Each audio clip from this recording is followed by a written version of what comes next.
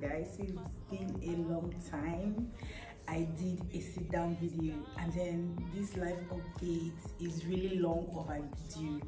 If you guys remember 2 months ago, during the time I released my purple collection, I asked you guys that I want to film and updated like a Q&A, so you guys should ask me questions. So I'm going to be answering those questions today. So if you like to see that, keep on watching. My name is Chinelumweke. Welcome to my YouTube channel.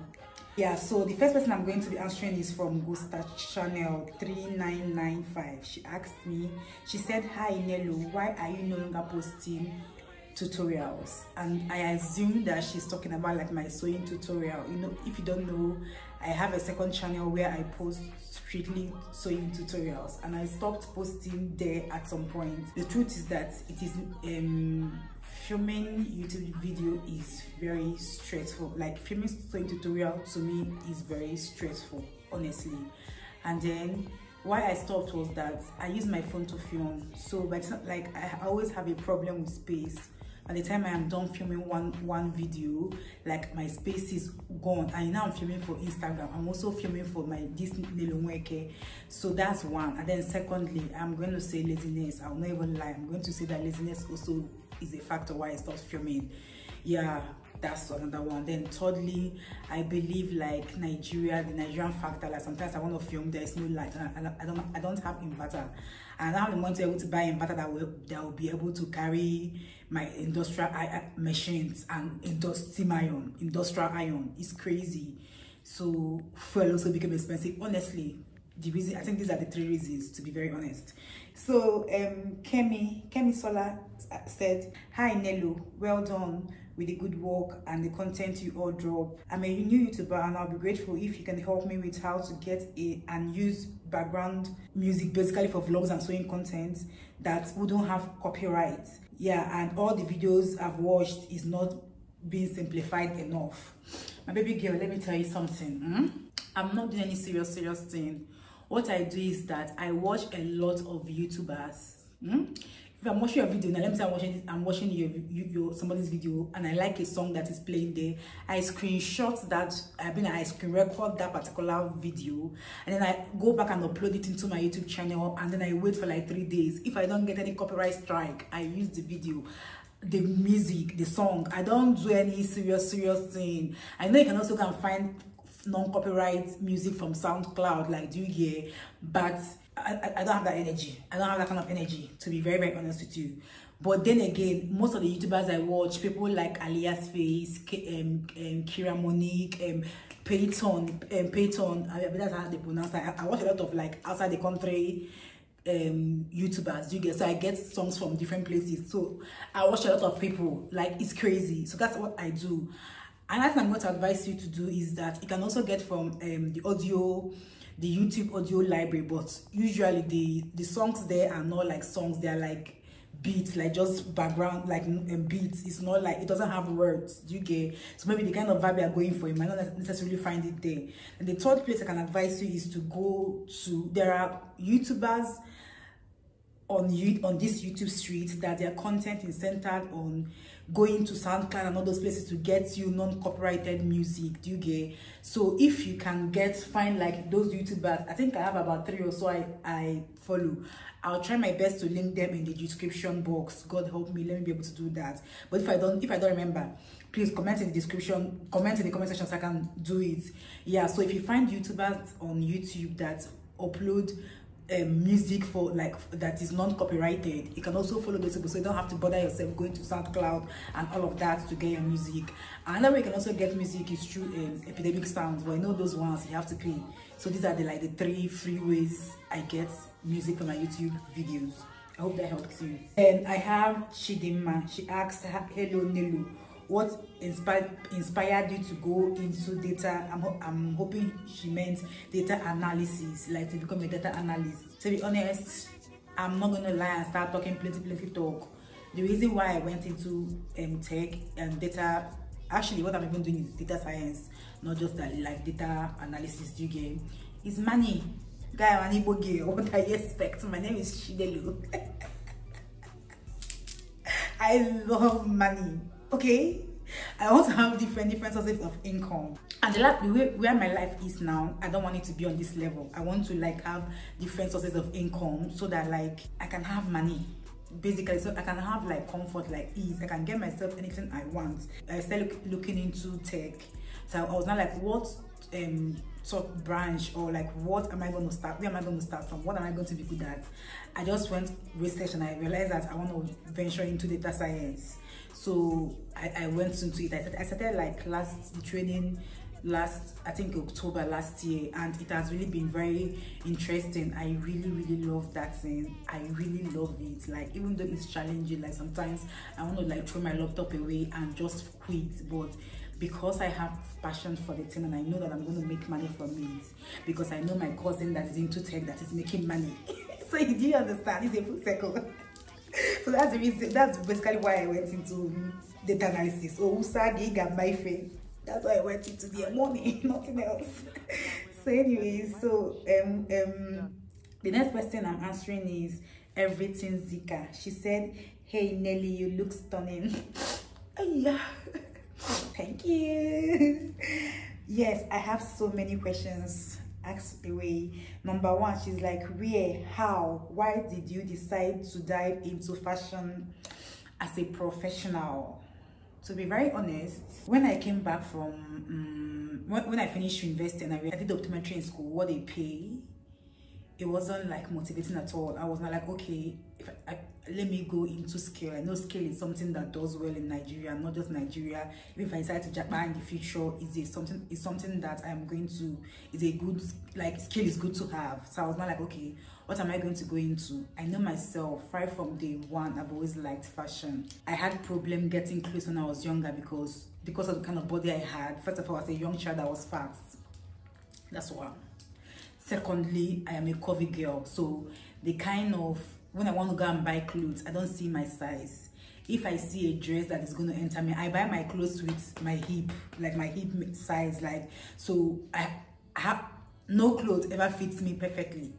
I have to, because the hip has to enter, I need to adjust the waist and sometimes the bust, but it's usually the waist.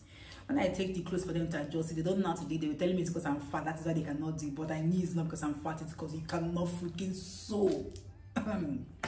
When it comes when I go to Tailor's, last day, okay, ma, this Tailor, Obi, is he Obi? Hey, I can't remember the names, man. No, Ibe. Ibe, wherever you are, God will punish you. No, God will not punish you. But Ibe made me to say in this life, I swear I will learn how to sew. Ibe scatter my clothes. When I go and make clothes at Tailor, they'll be like, they'll not get my clothes to fit well. So they'll be like, it's because I am fat. That's the way what they will say. It's like, if you're a fat girl or if you're a big girl, you understand what I'm saying? Just comment down below. They'll be like, it's because you're fat. That is why they couldn't sew the clothes. They couldn't get it fitting very well. But it's not because I'm fat. It's because you know sabi to sew well. So when I came out of school, I was like, okay, I know I have this kind of body. So obviously there are women out there that are going to have that type, that issue. So let me go and learn how to sew professionally.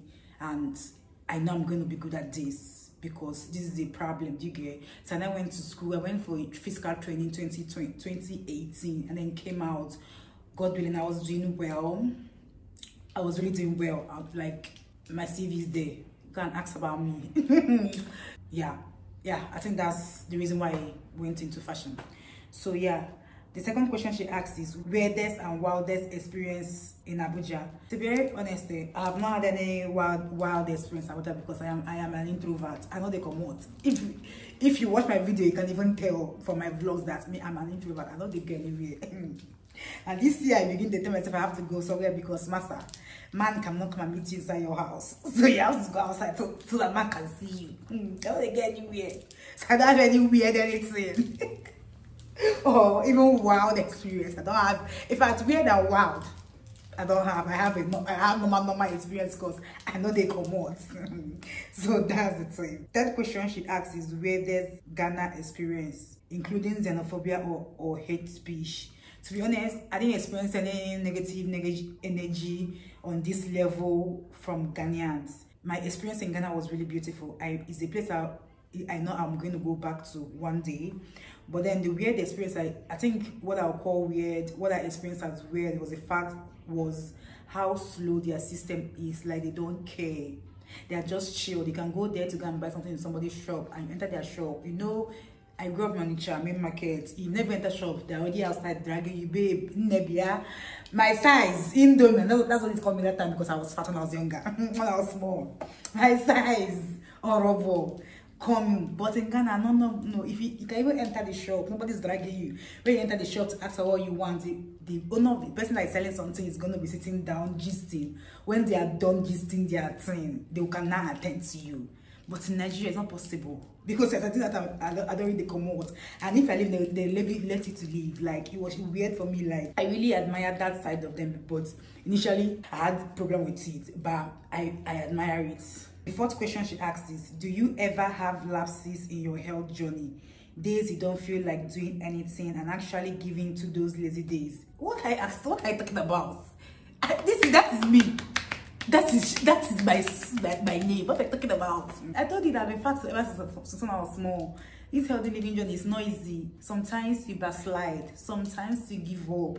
Sometimes you are just not in the, like, you just give up because of one or two reasons. You just give up, but you cannot kill yourself. What I tell myself is this: these are the down times. Once I catch myself, I go back into like my routine, getting my life in order. I even have a video coming up exactly on this video, finding it hard to find your way back to your healthy living, things and habits to create, because that is currently where I am in, and I feel like I'm doing a pretty good job. Yeah, so that video is coming soon. The next person that asked question is Sherry Blue 746, and she said, what is your study background? I studied optometry in school. Where are you learning data analytics? In Abuja. I'm doing it in Seed Builders. How are you coping with the training? The training is tedious. Most of the time, I'll not lie to you, most of the times, the things you cover in class is like one millionth of what you need to learn. It's just that going for training is going to give you like confidence. They're going to teach you like literally the basics. Like, so probably if you're a JJC, because me, I didn't do, my background wasn't in engineering or computer science or maths or all those things. My background was in medical field, as you can tell. So I didn't know what they're talking about. So I didn't want to do an online whatever. I wanted to go for a physical class. That is why I went there. However, you really need to do work. You need to do work. The thing is strenuous in some shape, way or form. I can't remember the English I'm trying to say. It's not that hard, but I feel like it's technical, and a lot of things that you have to put inside your head is crazy. So I'm coping with it. I'm really coping. I'm really proud of myself. I'll not lie to you. I am really proud of myself. I am grateful for my parents, especially my father, not even just my father, my mother, but I remember my mother teaching me like maths, like she used to teach me those things, like, because the basics of this coding is maths, and because I am very confident in maths, and I know even in tailoring, for you to sew perfect outfit, it is maths, it's angles. Like, you need to calculate if the math is wrong, the cotton is wrong, the fitting is going to be wrong. Do you get? So I'm grateful for them, because the math has really helped me in coping with this training. I hope that makes sense. Yeah. So she now asks, what was the duration of the training? The training is 4 months, and in that 4 months, if you are doing data science like me, you are learning Excel, Power BI stroke, okay, Excel, Google Sheets, okay, Power BI, Tableau, SQL, and then Python. And I think they're going to introduce us to machine learning, and that's how you end. But in all these things, like, they're just introducing you to the intro. You need to do the work. If you're not doing the work, you're not going to know anything, trust me, after the 4 months. Yeah, so that's it. So the next person that asked me a question is Olori Mojisola. She said, hi Nelo, do you film with your phone or camera, and how do you edit your videos? What is the basic I need as a new YouTuber? I film my videos on iPhone 11.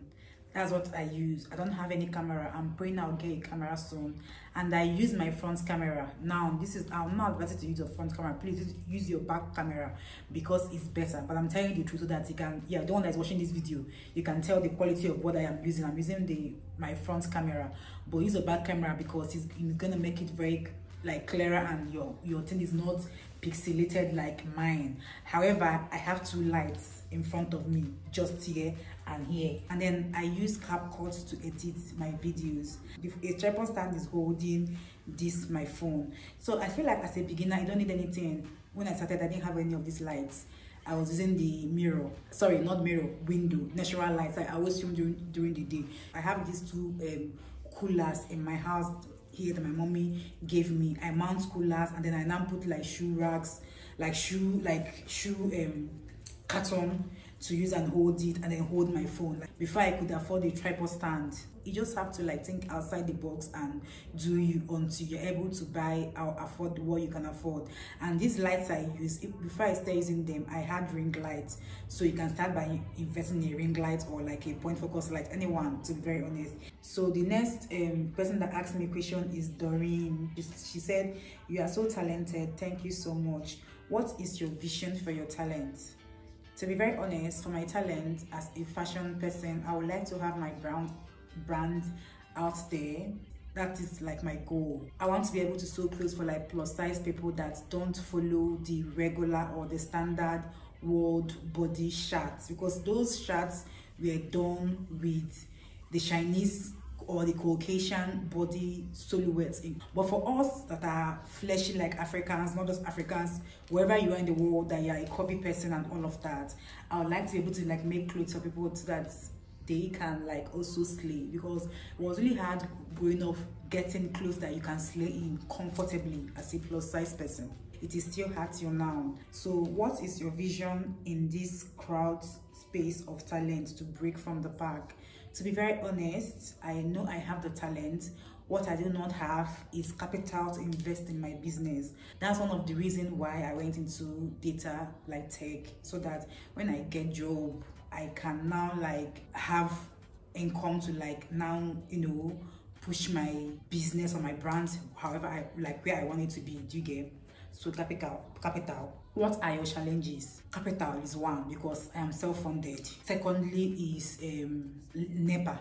You know, this tailoring business you are doing, if you're using industrial machine, iron, using industrial machine, inverter cannot really do anything. For you to get an inverter that will be able to carry all those things, it's going to be very expensive. So you need gen, and then you need to be able to live in a place where there is light. Where I live, sometimes the light is very bad.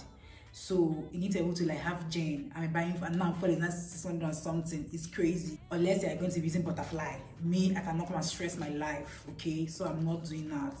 Those are my challenges, to be honest. So personal goals, like personal milestone, I feel like when I began to like have a control over my life, like in terms of healthy living, because before I was really being controlled by food or my emotions, but now I've sorted out my emotions that it doesn't control me anymore. However I feel is inconsequential. Yeah, so she asked me, tell us about your childhood and background. I don't know what to say. I swear, I'm from Anambra State. I'm from a family of 7. I am the middle child. That's third born. We are 5, including me. 4 girls and 1 boy. So it's girl, boy, me, then girl. Then my parents. I don't know what else to say. My childhood was very normal, like a normal person's childhood. I didn't have any crazy thing happening to me. Thank God my parents. Like, I was okay. I was just normal. Yeah, so that's it. So the next person that asked me a question is Rose Pauline. She said, "Hi Nelo, my question is what is your experience so far in Abuja, basically lifestyle? Would you advise a fashion designer to be based there?"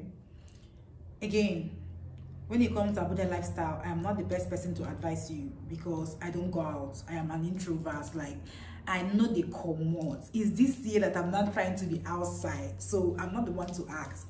But Abuja has not really done me bad. Like, I feel like it's cool. Just that this year, and I'm beginning to hear some nonsense things like kidnapping and the rest of them. But like, Abuja has been cool, and I go out at night. But then I drive, so that's another one. I'm not entering public transport and Uber, thank God. Yeah, so you have to be, you know, my experience and your experience, my reality and your reality are not the same. So you guys to use 1 and 2 when you're doing your own thing. Remember that. So Abuja lifestyle, it has been okay for me. So what would I advise a fashion designer to be based in Abuja? Absolutely. If you know what you're about, you can make it in Abuja. Like if you know what you're about, people are going to patronize you. So if you want to be based in Abuja, but you have to know that accommodation in Abuja is expensive.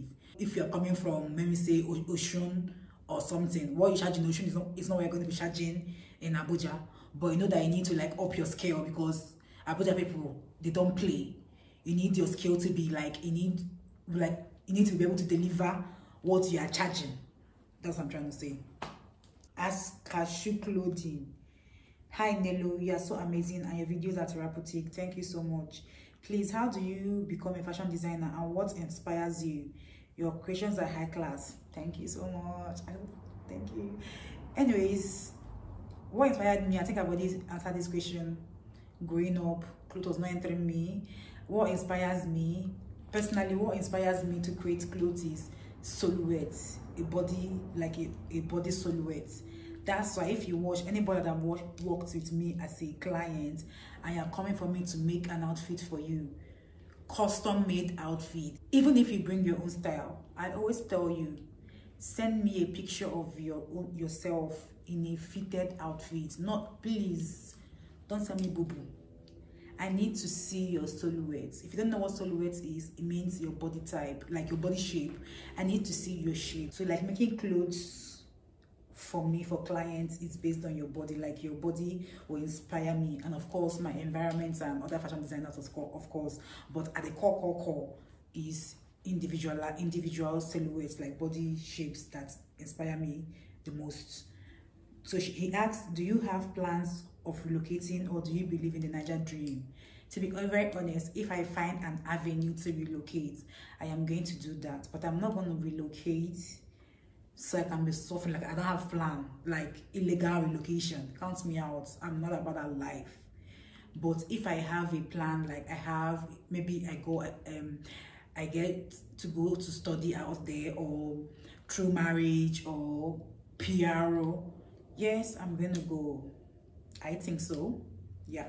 I must be able to like go to Obodo Ibo, like Japa, and still come back to Nigeria. I don't want to be static, do you get?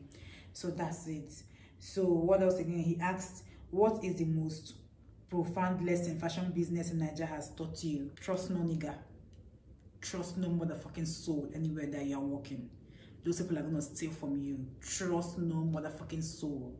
And any worker that you have that is overly nice, trust that one the least. If the person those people that used to do overly, if I come in, they come to and carry your bag, overly nice, be looking at them with some kind of eye, because those people, they use that one to cover so that your eye is not going to be looking towards them. Now then they commit the most. That being said, I'm not saying that there are no better people to trust in business, so, but may I believe everybody is guilty. If it starts from the guilty lane until proven innocent, that's my belief. So that's the lesson that fashion business in Nigeria has taught me, guy. Trust the motherfucking soul where you are. So the next person that asked me a question is Akaime Jane. She said, hello Nello, I would love to know what inspires. Oh, I love you so much. Thank you. And you inspire me a lot. Thank you so much. I am thinking going into fashion, and I've been hearing a lot that fashion is difficult. Please explain more about your life as a fashion designer and how long you've been on this journey. I've been on this journey since 2018. That is when I started like fashion as a business gone. Yes, and I'll not even be dishonest with you. I'm gonna be very real with you. I was doing so well. When I came out of school, because again, my business is self-funded, so any money I'm getting from the business, I'm taking it back there. So I was making clothes for client people, and I was doing well. Then COVID hit. When COVID hit, you guys know that like 2 years we weren't working, because I know fashion is not like essential. People are not going out for events anymore, so nobody was sewing clothes. So I was now living on my savings. Remember, my business is self-funded. What's that? Very good. I'm gonna say this: if you want to go into fashion as a business, please go and learn how to sew. Please learn how to sew. There are tailors, they are the worst people on earth. I'm a tailor, so I'm telling you. Even me, I'm worse. Tailors. Those people, they can give you high BP and you will die. So I'm telling you, if you want to be into fashion as business, I know you can do without, you can run a successful fashion business without learning how to sew. What I'm saying in Nigeria here, gong, please learn the skill so that any tailor that is talking nonsense, you can take the clothes from them, you can sack the person immediately. So you don't tolerate disrespect in your own business because somebody has the skill and you don't, and you need the person. The person should misbehave, you sack the person immediately and find somebody else. Secondly, these tailors, they can be very wicked. Maybe season period, you have a lot of clothes, they will leave you immediately and japa down working another place because they know that if they come back, you take them because what? Again, you don't have the skill. Thirdly, if they sew clothes and they make mistake, they will tell you, madam, is that how it's supposed to be? You know they sew, that is why you don't understand. Then nobody can tell you that trash because immediately they say that. You take the thing and show them how it is done. If they spot the clothes in a way they cannot show them, you take a normal material, gamba material, and sew that exact style in your body and wear it so they can see. That way they put some fucking respect on your name. They cannot misbehave because they know that the madam even know. They want to come to learn from you. Okay? So please, it's very important, like, learn the skill. That's one thing I'm going to say. And please don't forget to subscribe to my channel. Thumbs up this video, and I'll see you guys in my next one.